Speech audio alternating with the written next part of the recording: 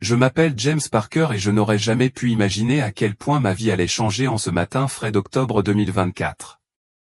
Ce qui avait commencé comme une journée normale, avec le trajet habituel pour aller au travail, s'est transformé en un clin d'œil en quelque chose d'incompréhensible. Un instant, j'étais simplement au volant, et l'instant d'après, tout est devenu noir. À l'instant où mon cœur a cessé de battre, je me suis retrouvé dans un endroit plus vivant et plus réel que tout ce que j'avais jamais connu dans ma vie. Ce qui s'est déroulé dans ces instants fugaces a brisé tout ce que je pensais comprendre de la vie, de la mort et de l'avenir, en particulier à l'aube de 2025 aux États-Unis. Mon expérience n'était pas liée à la peur ou à la douleur, mais à un sentiment écrasant d'amour, d'espoir et à un besoin urgent de partager un message qui pourrait, peut-être, nous unir tous d'une manière que nous ne pouvons pas encore imaginer. Tout a commencé de la manière la plus ordinaire. Je me suis réveillé tôt ce matin d'octobre, comme je le faisais tous les jours, en suivant ma routine familière.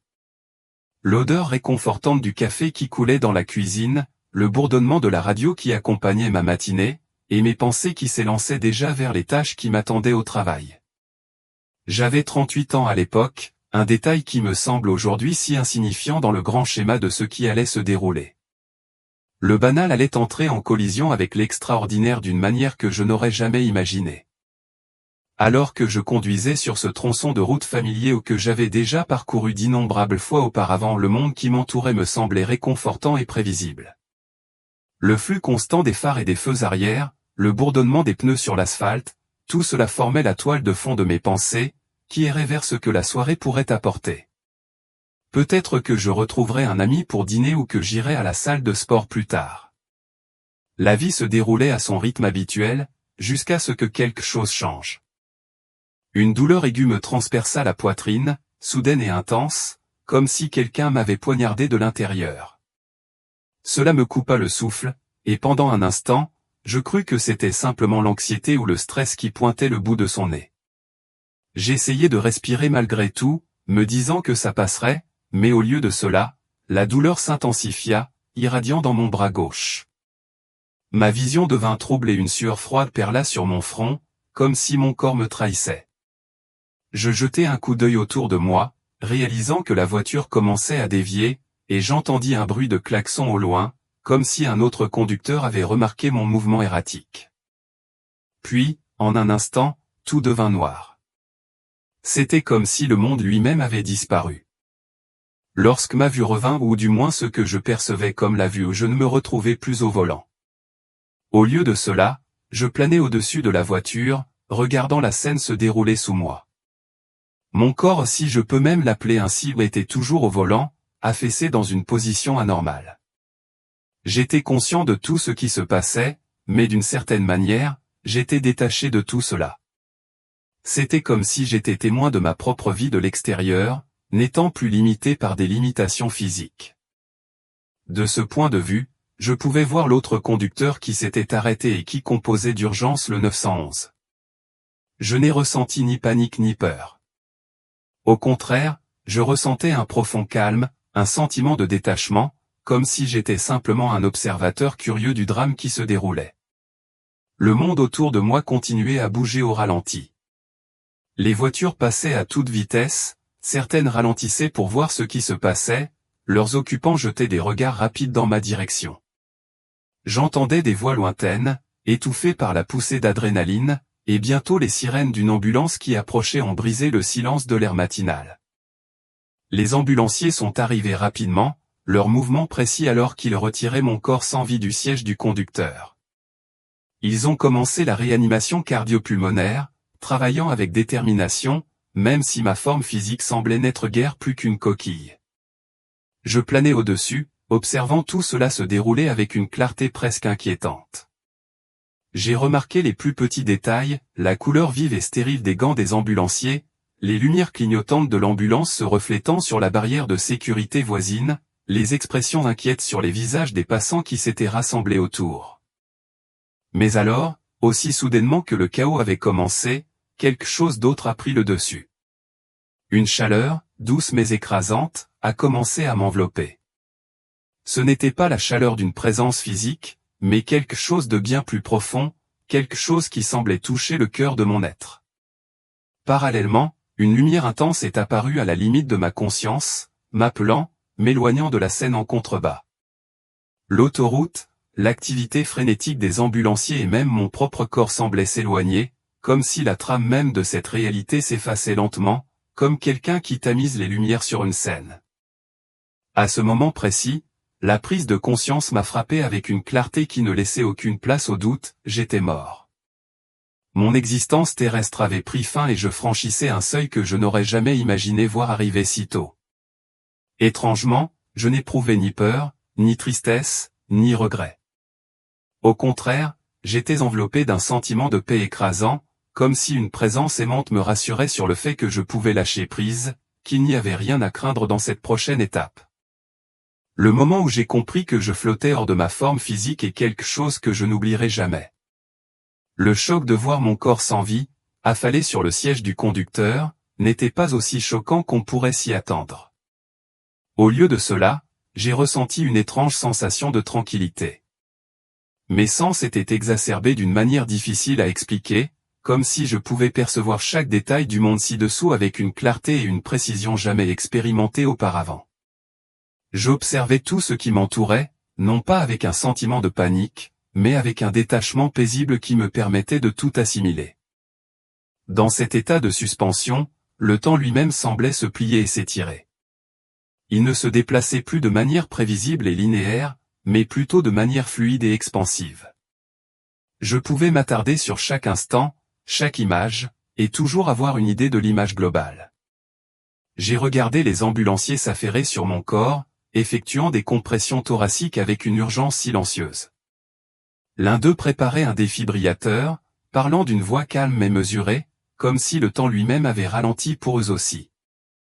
La circulation sur l'autoroute continuait sa danse de regards curieux et de croisements, avec quelques voitures ralentissant pour observer la scène, leurs conducteurs échangeant des regards curieux et inquiets. Quelques passants s'étaient rassemblés à distance, leurs visages gravés de choc et d'incertitude. Je n'éprouvais pas le besoin de les réconforter ou de les rassurer de quelque façon que ce soit. C'était comme si j'étais un observateur dans une pièce de théâtre regardant se dérouler une scène qui, malgré son intensité, semblait étrangement lointaine et intime à la fois.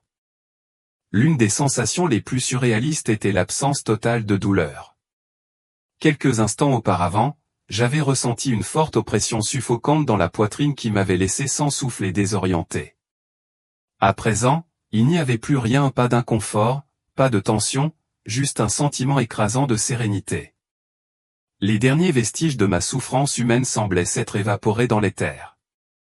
Mes pensées n'étaient plus alourdies par le bruit habituel de l'inquiétude ou de la peur.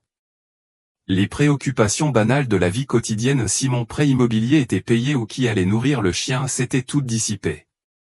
C'était comme si j'avais transcendé les limites de ces inquiétudes, mais je restais parfaitement conscient qu'il ne s'agissait pas d'un rêve passager ou d'une hallucination. C'était réel au plus réel, en fait, que n'importe quel moment de veille que j'avais connu. Tout autour de moi était plus net, plus vif, comme si mes sens étaient accordés à une fréquence plus élevée. Le son de la sirène de l'ambulance perçait l'air calme du matin, se mêlant au bourdonnement des moteurs de voitures qui passaient et au léger bruissement des feuilles sur le bord de la route. La cacophonie des bruits n'était ni discordante ni écrasante, mais étrangement apaisante, comme s'il faisait partie d'une plus grande harmonie que je commençais à peine à comprendre. C'est à ce moment-là que j'ai ressenti une connexion profonde avec quelque chose de bien plus grand que moi. J'ai senti que je faisais partie d'une réalité vaste et interconnectée, et cette perspective unique m'a permis de voir cette réalité plus clairement que jamais auparavant. Il y avait aussi une attraction indéniable, un courant subtil qui me guidait vers l'avant, comme si quelque chose ou quelqu'un m'attendait juste hors de ma portée immédiate. Cela me rappelait que cette expérience hors du corps n'était qu'une phase transitoire et que le voyage était loin d'être terminé. Bien que je ne puisse pas les voir, je savais que d'autres étaient présents avec moi ou des entités aimantes, ou peut-être des êtres, me guidant avec une présence douce et protectrice. Je ressentais leur attention, leur amour et leur réconfort. Ils étaient tout près de moi, même si leur forme ne m'était pas visible.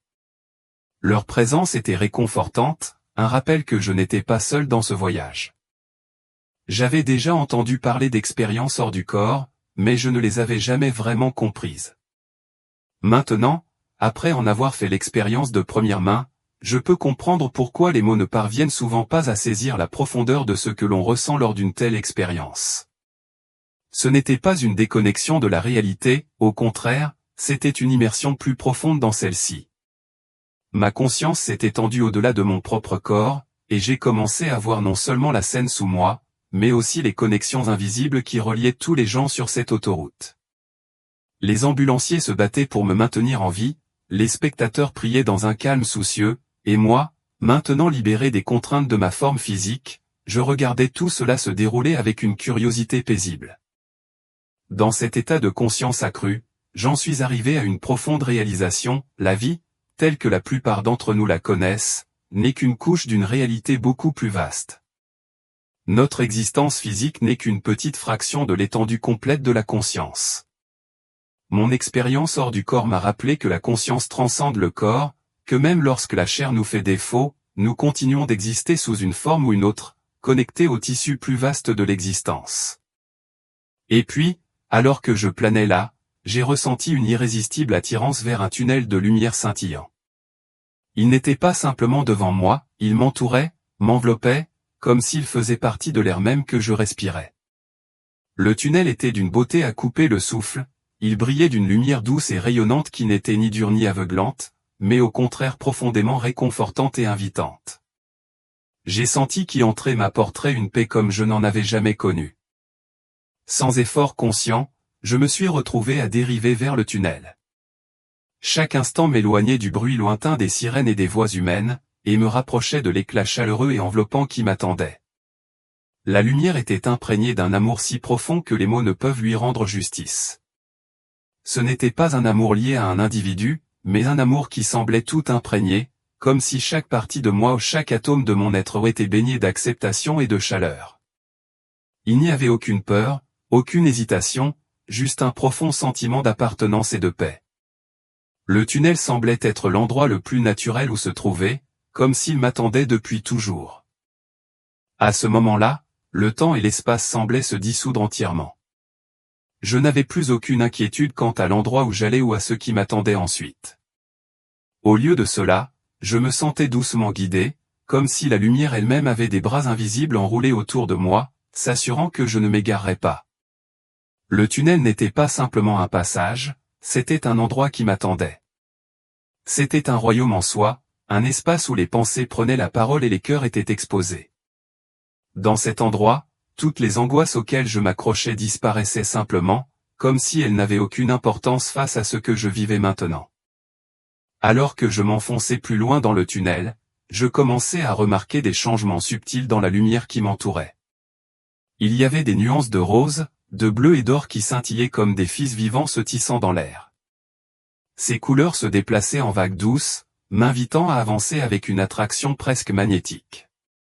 Lorsque je regardais en arrière, je pouvais vaguement voir l'image de l'autoroute s'estomper à l'ambulance, mon corps, les visages inquiets des passants, mais ils glissaient de plus en plus dans l'arrière-plan. Plus j'avançais, moins j'avais l'impression d'appartenir à cette réalité. Ce nouvel espace, celui dans lequel je me trouvais maintenant, me semblait plus proche de chez moi que tout ce que j'avais connu sur Terre.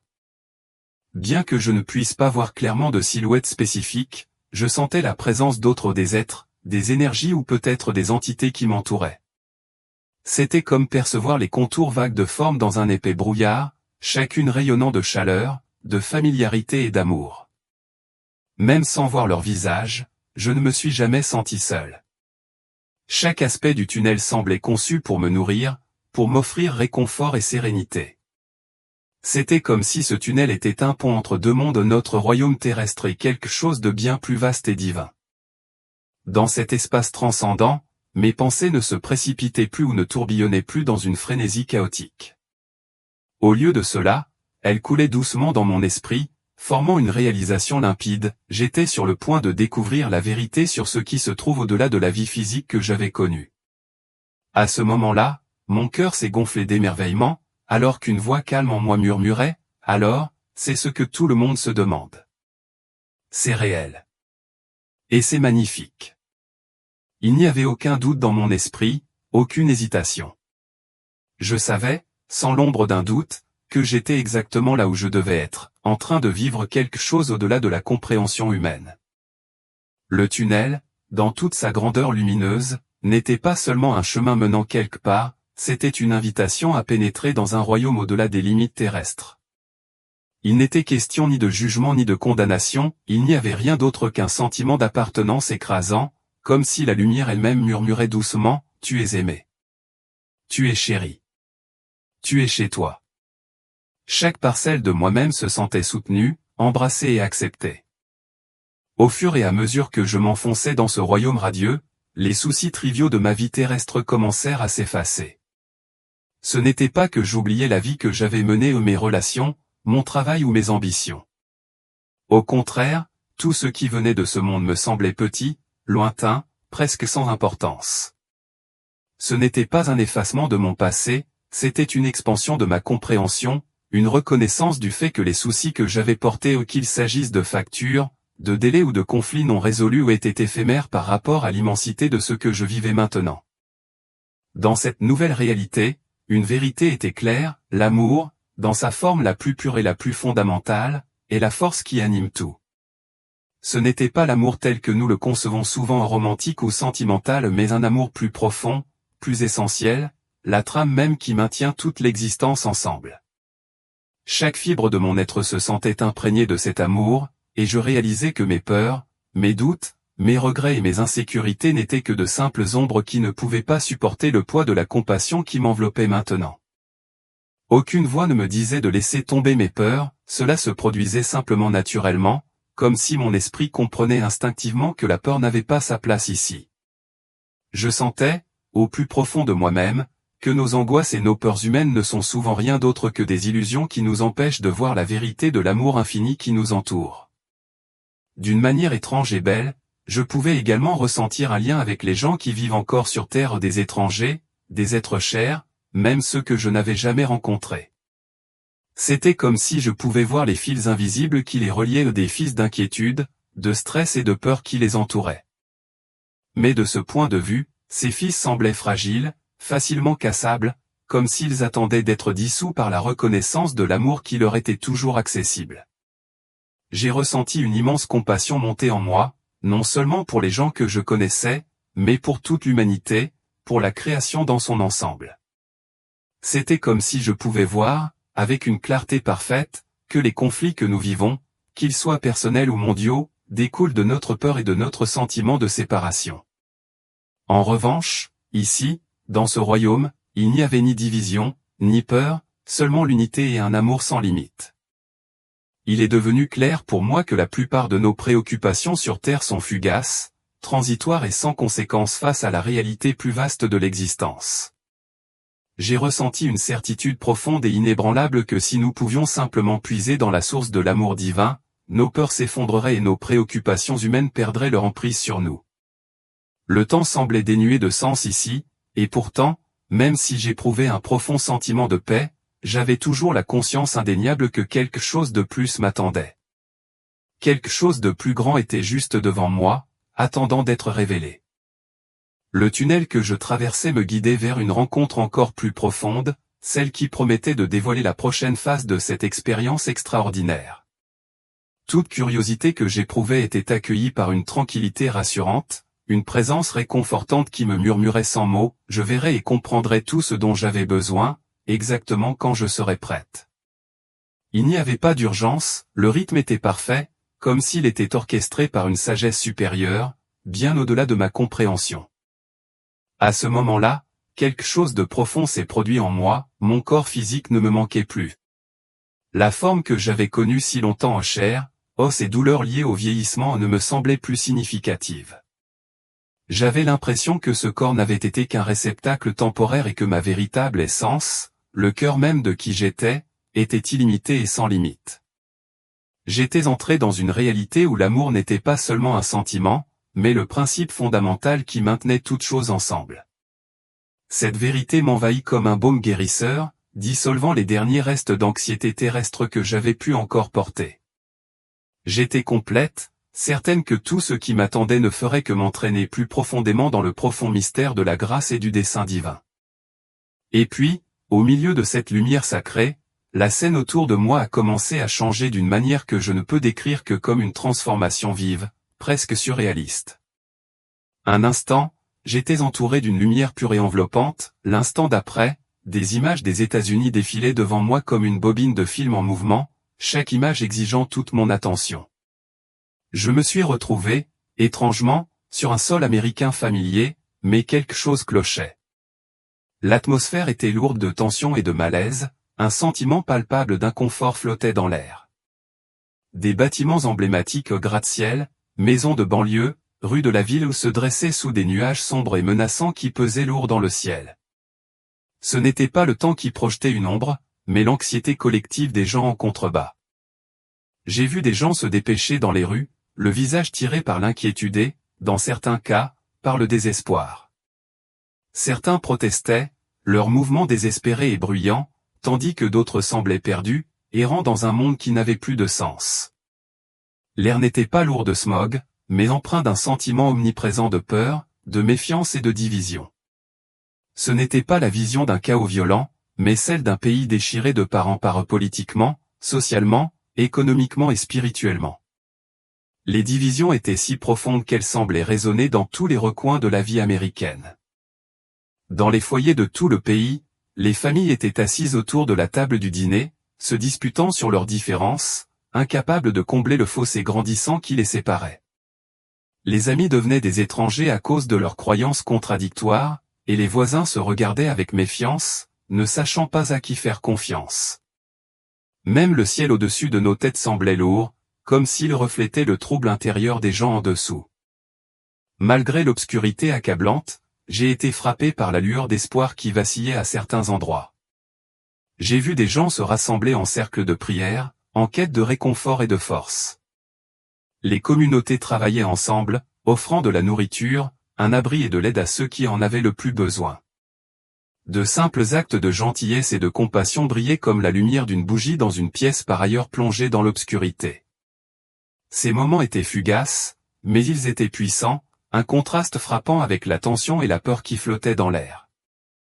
En poursuivant ma réflexion sur cette vision, j'ai observé des rassemblements, des débats houleux et la frénésie des réseaux sociaux, où les mots durs et la colère alimentaient encore plus les divisions. Certaines communautés sombraient dans la violence, les rues étaient vides à l'exception des fenêtres condamnées et des vestiges du chaos. Pourtant, dans d'autres zones, des bénévoles distribuaient de la nourriture et des fournitures aux moins fortunés, et des inconnus offraient de leur temps pour aider leurs voisins. Il était clair pour moi que la nation se trouvait à la croisée des chemins, au bord de quelque chose de monumental. L'avenir n'était pas encore écrit. Il n'était pas garanti que cette période tumultueuse mènerait à la guérison et à la réconciliation, ou à davantage de divisions et de troubles. Le plus étrange dans tout cela était que, même lorsque j'ai vu cette vision se dérouler, je n'ai ressenti aucun jugement. Je n'ai blâmé aucun camp ni aucune personne. Au lieu de cela, j'ai vu une nation prise dans les affres de l'incompréhension, luttant pour trouver un terrain d'entente. J'ai aussi senti un appel discret derrière le bruit ou une mélodie faible, presque imperceptible, qui exhortait les gens à regarder au-delà de leurs différences, à redécouvrir leur humanité commune. L'amour était présent, juste hors de portée, noyé sous les vagues de division et de conflits. Il était clair pour moi que si les gens pouvaient se souvenir de l'amour qui les unissait, toute la peur, la suspicion et la haine disparaîtraient. Puis, aussi soudainement qu'elle avait commencé, la vision a changé et je me suis retrouvé de nouveau dans le tunnel de lumière. Les images de troubles aux États-Unis se sont estompées comme un rêve qui s'estompe, mais le message qu'elle véhiculait est resté clair dans mon esprit. La nation se trouvait à un tournant crucial au bord de quelque chose de transformateur ou de destructeur. La voie qu'elle prendrait n'était pas encore déterminée. Je me suis retrouvé avec le cœur douloureux, déchiré entre l'inquiétude et un espoir inébranlable. Je savais, sans l'ombre d'un doute, que cette vision m'avait été montrée pour une raison. C'était un aperçu crucial des luttes auxquelles l'humanité est confrontée, en particulier aux États-Unis, et cela allait façonner le reste de mon voyage. La lumière dans le tunnel est restée, m'offrant du réconfort, mais aussi un sens des responsabilités, un appel à partager cette compréhension avec d'autres, pour les aider à se diriger vers un avenir d'unité, de guérison et d'amour. Toujours immergé dans la lueur rayonnante du tunnel, j'ai pris conscience d'une présence qui s'approchait. C'était comme si l'air, si on peut même appeler cela de l'air dans cet espace éthéré, commençait à bourdonner avec une résonance subtile mais indéniable. En me tournant vers la source, j'ai vu ce qui semblait être une silhouette entièrement faite de lumière. La silhouette était lumineuse, rayonnant d'une douce lueur qui était réconfortante plutôt qu'aveuglante, comme si la lumière elle-même était destinée à rassurer plutôt qu'à submerger. Il y avait un sentiment immédiat et indubitable de familiarité, comme si l'on retrouvait un vieil ami dont on ne se souvenait plus exactement du nom. Cet être, que je ne peux décrire que comme mon guide, ne communiquait pas par des mots prononcés à voix haute mais par des pensées et des sentiments qui coulaient directement dans ma conscience. C'était comme si chaque message arrivait dans mon esprit entièrement formé, clair et complet, ne laissant aucune place au malentendu.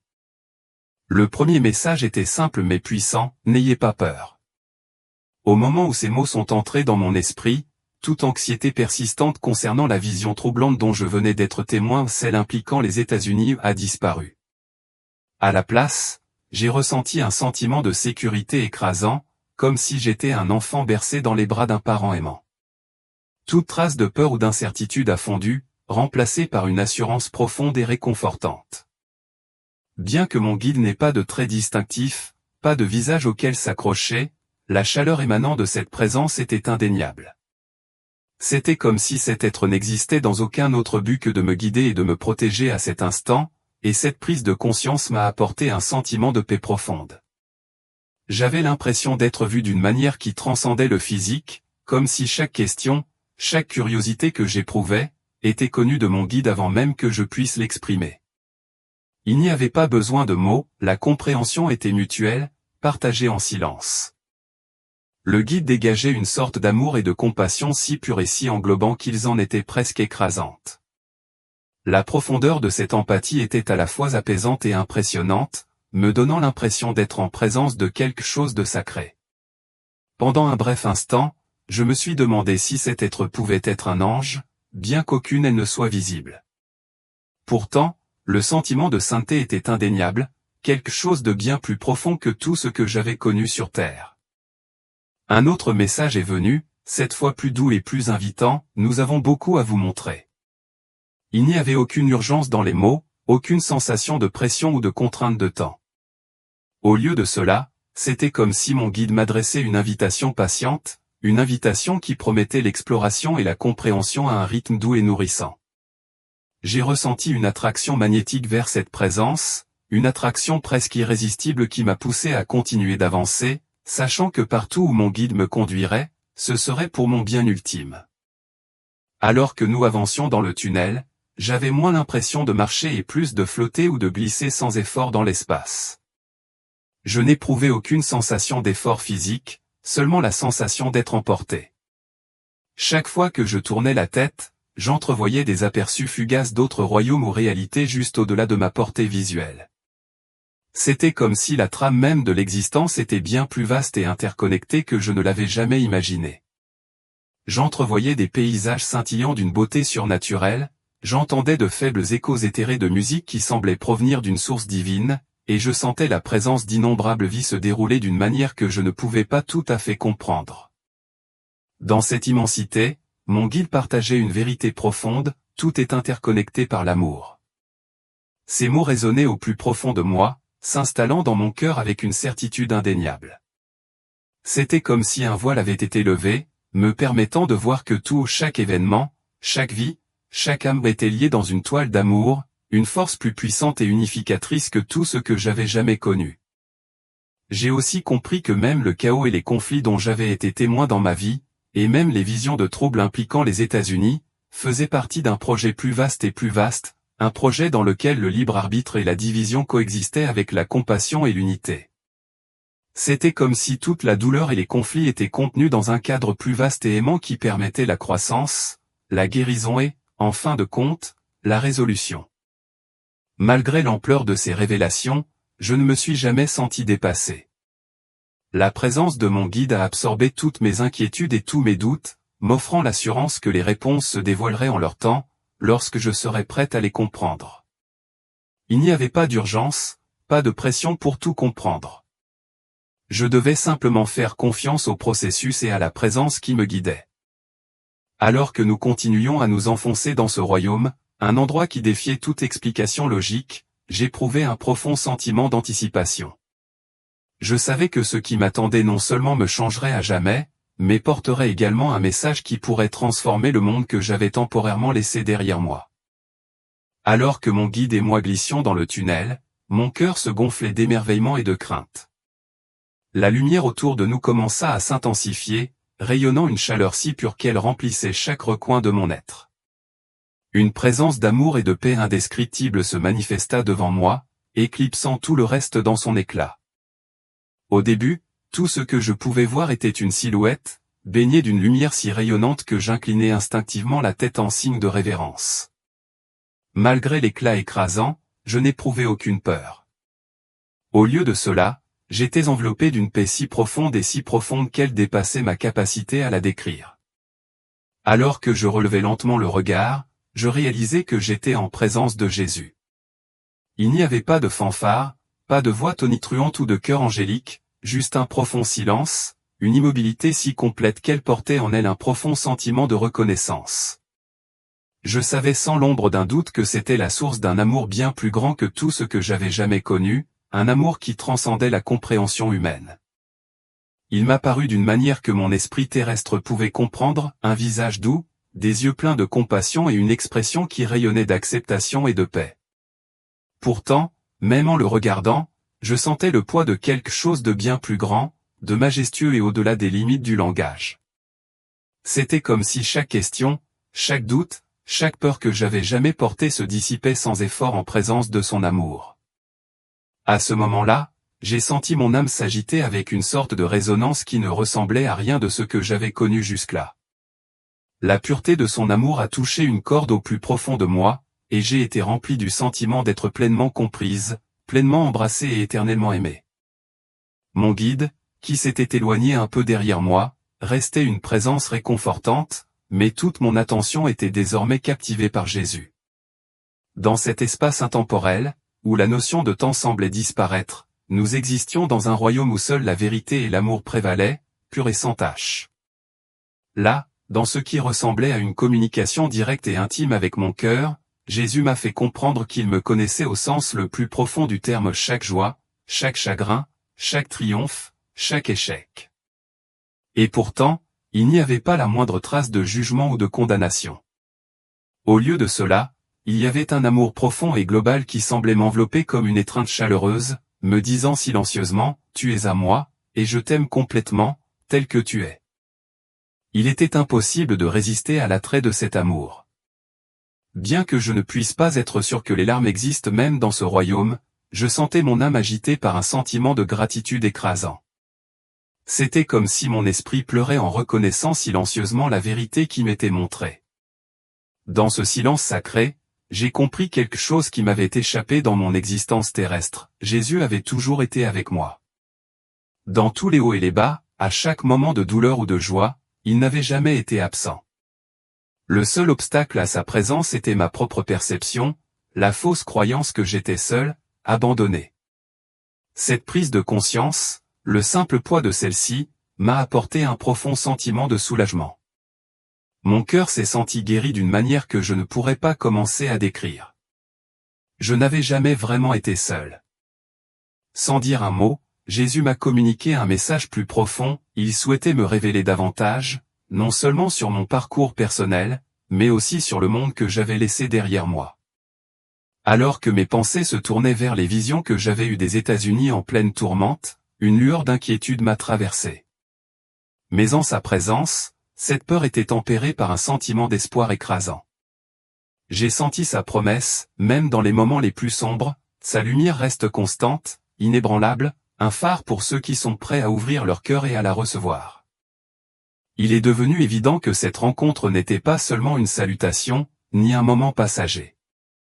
C'était une invitation à comprendre des vérités bien au-delà des limites de l'intellect humain. C'était une invitation à entrevoir le plan plus vaste qui se déroulait pour ma vie et celle de ceux qui sont encore attachés à la terre.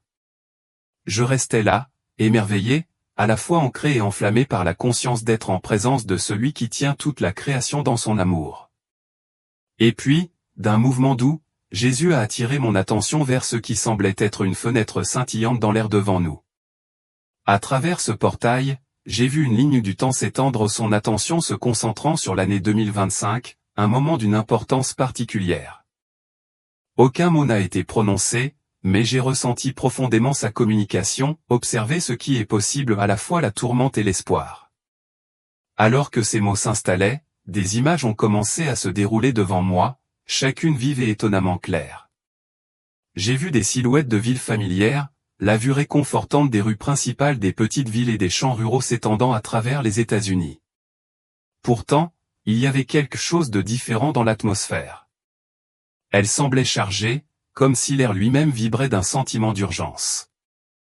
Les gros titres défilaient devant moi aux troubles politiques, difficultés économiques, catastrophes environnementales, chacun ajoutant de l'huile sur le feu à l'anxiété collective qui s'emparait du pays.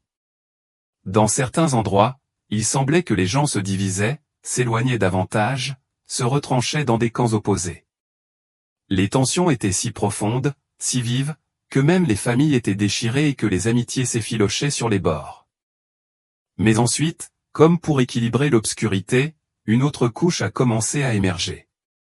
J'ai vu de petites scènes lumineuses d'unité dispersées à travers le pays, comme des étoiles dans un vaste ciel nocturne. Les communautés se sont rassemblées de manière à transcender leurs différences en organisant des collectes de nourriture, en faisant du bénévolat dans des refuges et en se rassemblant pacifiquement dans des églises et des centres communautaires. J'ai vu des gens prier ensemble, s'embrasser les uns les autres au-delà des clivages idéologiques et tendre la main à des inconnus avec une empathie profonde et authentique. Ces actes de bonté, ces petits phares d'amour, brillaient à travers la tourmente comme des rayons de soleil perçant les nuages.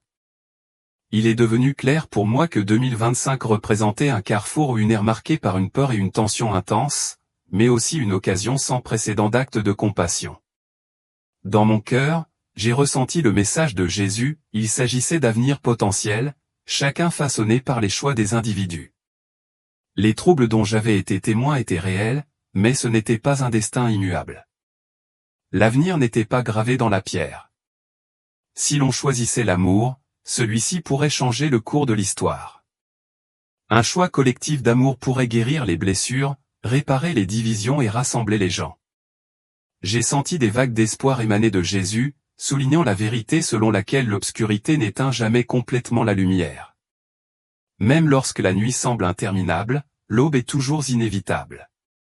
Au fur et à mesure que la vision se poursuivait, certains visages se sont distingués.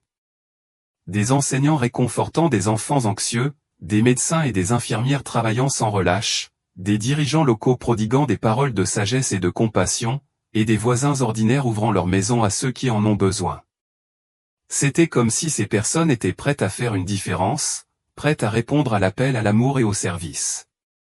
J'ai réalisé qu'il s'agissait de vraies personnes ou des personnes comme celles que je connaissais qui, si elles entendaient l'appel, pouvaient déclencher une vague de guérison et de transformation.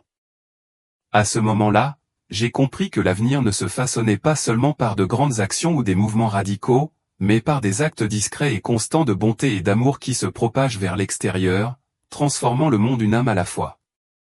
Le pouvoir de changer le monde, d'apporter la lumière dans l'obscurité, reposait entre les mains de ceux qui choisissaient d'aimer. Le message était clair, le choix nous appartenait. J'ai également ressenti un avertissement subtil mais ferme, un message qui n'était pas dur mais qui portait le poids de la vérité.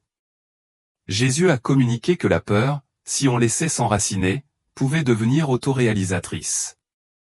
Si les gens succombaient à la paranoïa, à la division et à la haine, ces forces négatives ne feraient que croître, amplifiant les pires possibilités.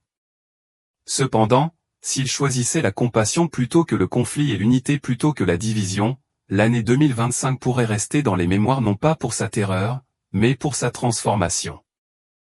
Son regard, calme et aimant, renforçait ce message, comme pour dire, le choix t'appartient, un instant à la fois. Lorsque le portail s'est finalement dissous, je me suis senti à la fois impressionné et humilié. On ne m'avait pas montré une garantie de l'avenir, mais plutôt une invitation divine. Une invitation non seulement pour moi, mais pour l'humanité, en particulier pour les Américains, à s'élever au-dessus de leurs différences et à répondre à un appel supérieur, l'appel de l'amour.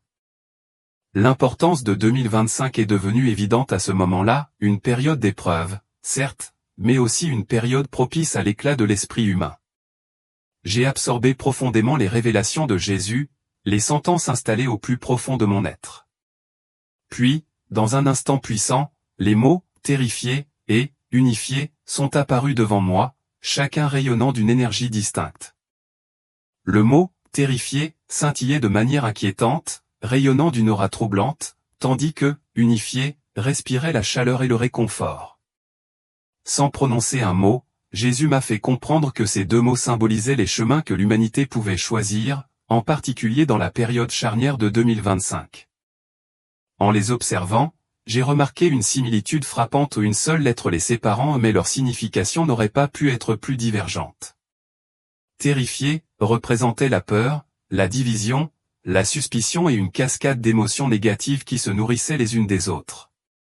C'était un chemin marqué par la méfiance, où les communautés s'effondraient et les individus s'isolaient. Dans cette énergie, j'ai senti une spirale d'anxiété, de mensonges et de colère, chacun alimentant l'autre. J'avais l'impression d'étouffer, comme un brouillard épais qui rendait la respiration difficile. D'un autre côté, unifié, irradiait un sentiment d'espoir, une promesse qui transcendait la division.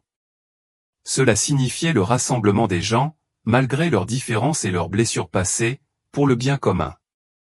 Dans son éclat, j'ai ressenti la collaboration, la compréhension et une volonté collective de se considérer comme faisant partie d'une grande famille interconnectée. Le sentiment de paix émanant des unifiés était palpable, presque comme une brise rafraîchissante par une journée étouffante. Alors que l'amour de Jésus m'enveloppait, j'ai réalisé qu'il soulignait une vérité profonde, les petits choix comptent. Chaque fois que quelqu'un offrait son pardon, faisait preuve de gentillesse ou cherchait à comprendre le point de vue d'autrui, un fil d'énergie unificatrice était tissé dans le tissu de la société. Ces choix, souvent invisibles sur le moment, avaient un poids immense dans le grand schéma des choses. Cette vision m'a ensuite fait plonger plus profondément dans le monde, me montrant les changements microscopiques qui se produisent dans les cœurs et les esprits. La peur naît souvent d'une simple pensée ou d'un soupçon méchant qui, s'il n'est pas maîtrisé, peut devenir une barrière entre les gens. L'unité, au contraire, commence par les plus petits gestes, une conversation patiente, un coup de main ou même un sourire chaleureux qui brise la froideur de l'indifférence. En observant cela se dérouler, je me suis senti profondément humble face au pouvoir des décisions individuelles. J'ai également compris une leçon profonde, la véritable unité ne signifie pas ignorer les problèmes ou ignorer les injustices. La véritable unité implique de reconnaître la douleur, d'affronter les causes profondes de la division et de surmonter les défis ensemble. Ce n'est pas un sentiment passif et agréable, cela exige du courage et de l'empathie. En ce sens, unifié appelle à un engagement actif envers l'amour, un choix qui exige un effort conscient et de la persévérance. En un instant, les mots « terrifié » et « unifié » ont fusionné, devenant indiscernables pendant un bref instant, avant de se séparer à nouveau. Le message était clair, ces deux énergies se croisent dans notre monde, et c'est à nous de décider laquelle nous allons renforcer. J'ai compris que le choix que nous faisons à chaque instant façonnera l'avenir, en particulier aux États-Unis, qui se trouvent à un tournant critique, prêt à connaître des changements importants. Alors que les mots disparaissaient, je me suis à nouveau tourné vers Jésus, sentant une profonde détermination s'installer dans mon esprit. Je savais que ce dont j'avais été témoin était d'une importance immense. La peur peut être bruyante et oppressante, mais l'unité, alimentée par l'amour, peut briser même les barrières les plus sombres. L'équilibre entre ces deux forces est fragile, et chacun de nous joue un rôle pour faire pencher la balance vers l'espoir ou le désespoir. Je me suis tenu en sa présence, réfléchissant aux implications profondes du message, terrifié ou unifié. La profondeur de cette vérité résonnait dans chaque partie de mon être. Et puis, comme si je tournais une page d'un livre sacré, la vision s'est déplacée vers quelque chose de profondément personnel, le pouvoir transformateur de la compassion. Dans ce nouveau contexte, j'ai compris que la compassion ne se résumait pas à des gestes de gentillesse ou à des pensées bienveillantes. C'était une force qui pouvait changer la vie, capable de guérir des individus, des communautés entières et même des nations. Jésus a guidé ma conscience vers des souvenirs de mon propre passé, des moments où un simple acte de gentillesse de quelqu'un m'avait tiré du désespoir ou réveillé mon sens de la valeur. J'ai également vu des cas où j'avais raté des occasions de faire preuve d'empathie, et le regret qui s'ensuivait. Ces prises de conscience m'ont submergé d'un mélange de tristesse et de détermination renouvelée. J'ai compris que la compassion naît dans le cœur d'un individu et, lorsqu'elle s'étend, rayonne vers l'extérieur, affectant d'innombrables autres personnes d'une manière que nous ne pourrons peut-être jamais pleinement comprendre. C'est une énergie qui transcende le temps et l'espace, tissant des liens entre les âmes d'une manière qui défie la compréhension humaine. Cette vision, cette invitation divine, m'a profondément changé. Je savais maintenant que l'avenir du monde, et l'avenir de ma propre âme, étaient façonnés par les petits choix que nous faisons chaque jour. Chaque instant d'amour, aussi petit soit-il, crée des ondes qui ont le pouvoir de guérir et d'unifier. Le défi, comme toujours, consiste à choisir l'amour plutôt que la peur, la compassion plutôt que la division et l'unité plutôt que le conflit.